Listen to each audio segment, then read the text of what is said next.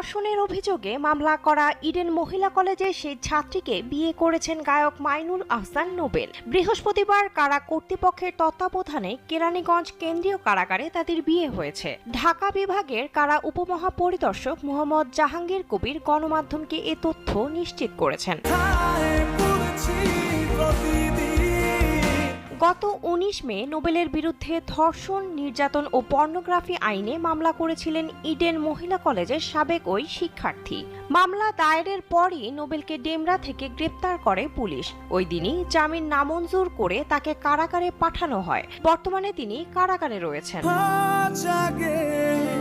18 June ওই শিক্ষার্থীর সঙ্গে নোবেলের কাবিনমূলে বিয়ের ব্যবস্থা করার জন্য কারা কর্তৃপক্ষকে নির্দেশ দেন আদালত। ঢাকার মেট্রোপলিটন ম্যাজিস্ট্রেট নাজমিন আক্তার আসামি নোবেলের আইনজীবীর আবেদনের পরিপ্রেক্ষিতে এ আদেশ দেন। একই সঙ্গে উভয়ের সম্মতি সাপেক্ষে এ বিয়ে সম্পাদন করে আদালতকে অবহিত করতে কারা কর্তৃপক্ষকে নির্দেশও দেওয়া হয়। এ সময় ওই ছাত্রী আদালতে উপস্থিত ছিলেন। এদিকে মামলার অভিযোগে বলা হয়, সামাজিক যোগাযোগ মাধ্যমে ভুক্তভোগী ইডেন কলেজের ছাত্রীর সঙ্গে নোবেলের পরিচয় হয়। এরপর তাদের মধ্যে প্রেমের সম্পর্ক গড়ে ওঠে।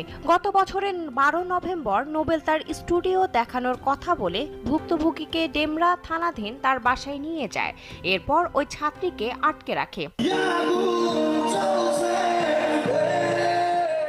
আটক রেখে ওই ছাত্রীকে নেশাগ্রস্ত অবস্থায় মারধর করে, ধর্ষণ করে এবং ধর্ষণের ভিডিও তার মোবাইল ফোনে ধারণ করে রাখে। নোবেলের কথা মতো বাসায় না থাকলে তার মোবাইল ফোনে ধারণকৃত ধর্ষণের ভিডিও সামাজিক যোগাযোগ মাধ্যমে ছড়িয়ে দেবে বলে জানায়।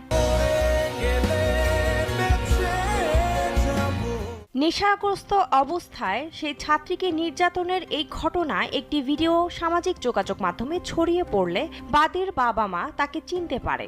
এরপর সেই ছাত্রীর পরিবার জাতীয় জরুরি সেবা 999 কল দিলে গত 19 মে নোবেলকে গ্রেপ্তার করা হয় এবং ভুক্তভোগী ছাত্রীকে উদ্ধার করা হয়।